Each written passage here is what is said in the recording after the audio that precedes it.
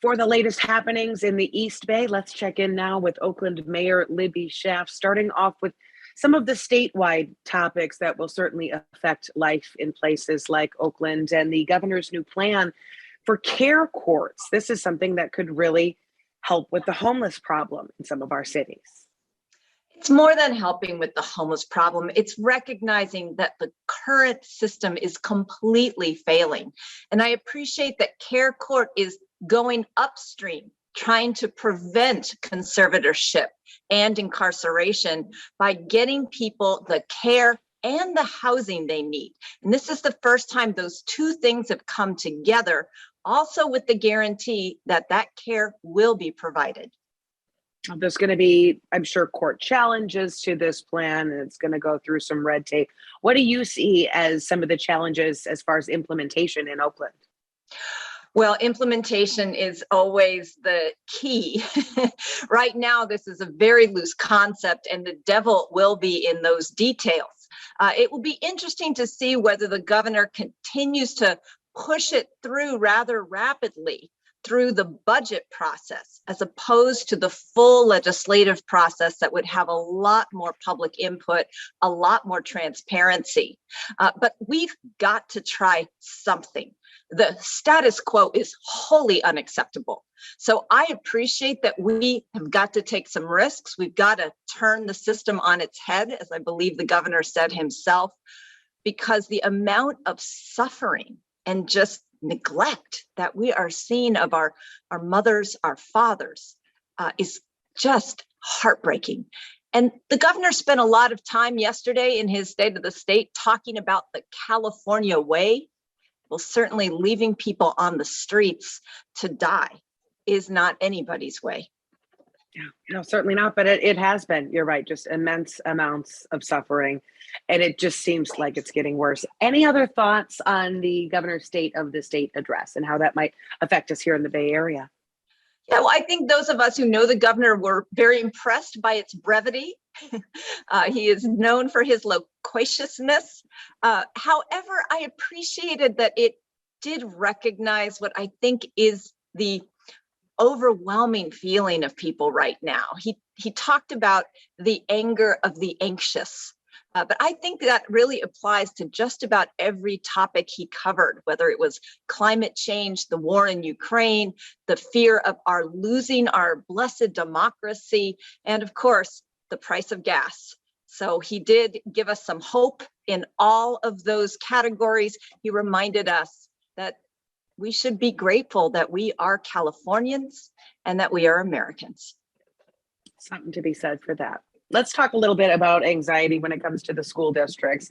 I know this isn't something that you have direct control of. It is the Oakland School District Board, but they are going forward with the plan to close a lot of schools. We're looking at a lot of budget cuts. I'm just wondering if you have a message that you'd like to send to parents and students out there who are afraid that education isn't one of Oakland's priorities. Well, talk about the anger of the anxious. We are definitely seeing that in our students, our parents, and our teachers. And it's been interesting to me, Anne, because the district has really tried to make the case that by spending fewer resources on buildings and duplicative administrative structures, that they can actually put more resources into students, into educators. But for some reason, that message is not landing with the public. People are not buying it.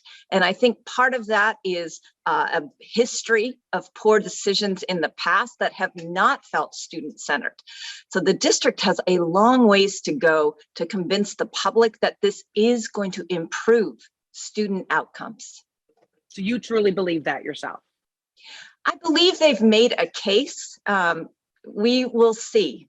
They have a lot of doubt and distrust to contend with, and certainly much of that is earned. Now, I happen to know these decision makers, most of them, and I have a lot of faith in them, particularly this superintendent. You know, she is from Oakland. She's come through our public school system for her whole professional career, much different than many of the superintendents of the past. She is a Black woman, and she is uncompromising when it comes to student outcomes in her decisions of the past. I am hopeful that this decision will prove the same. Yeah, she certainly did walk into this position where there were already a lot of challenges right out front.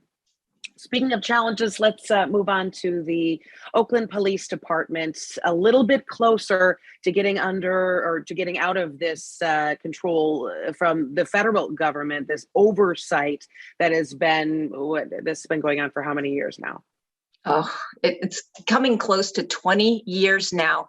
And it's a negotiated settlement agreement. So we're actually not under a consent decree of the Federal Department of Justice, but the federal court oversees compliance with this voluntary agreement that Oakland entered into nearly 20 years ago and has clearly struggled to keep its promises.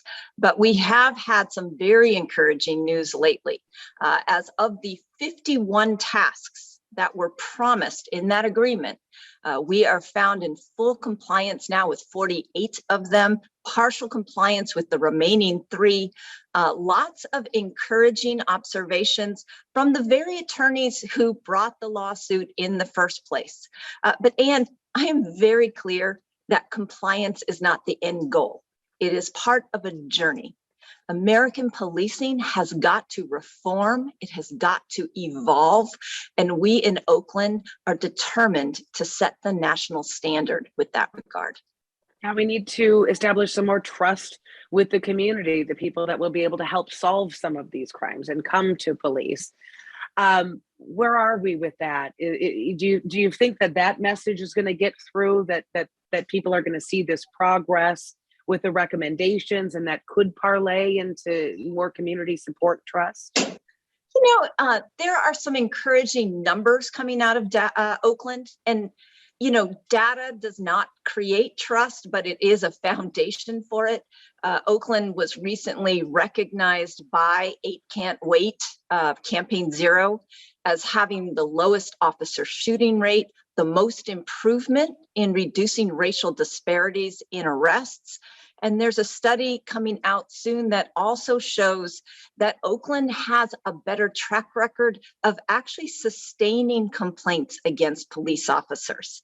I think the public often feels like their complaints are gone unheard. And there's some data coming out showing that that's not the case in Oakland. And that's a trend that began even before our independent police commission.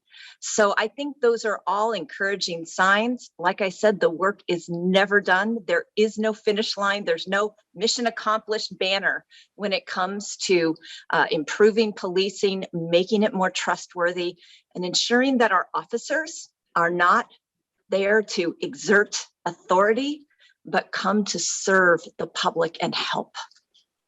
Yeah, there's a lot of deep-seated conceptions about officers' roles in the community. So it'll probably take a while to break. Anything else you'd like to talk about this morning?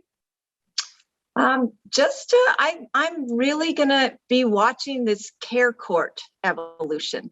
I think you're going to see the mayors really leaning into it. We are on the front lines of homelessness, which is hard because we don't generally, San Francisco accepted, control public health or behavioral health, the things that I think are one of the factors in our growing homelessness crisis. The other factor is the growing schism between the cost of living in this expensive Bay Area in particular and people's ability to earn. And that is something that we've got to address, both by building more housing, but especially that income qualifying, protected, affordable housing. So I think you're going to see a lot more activity in that, particularly coming from California's mayors. I think it's interesting that you mentioned too, your city is not in control of a lot of the public health issues that are causing these problems, yet you're forced to deal with the fallout, as is everybody who lives in these cities and walking down the streets, tripping over tents and seeing this despair on the daily. Yeah, there's a reason that the governor had to address the anger of the anxious. We are feeling anxiety in all ways, least of all this devastating pandemic. But the misery on our streets is making people angry at every different level, from a humanitarian level to a level of, I just want my kid to be able to play in my neighborhood park. Yep. Okay. Well, we'll see what we can do about all of that huge challenges. Thank you for joining us this morning. Oakland Mayor Libby Schaaf on CBS News Bay Area. Thanks, Ann.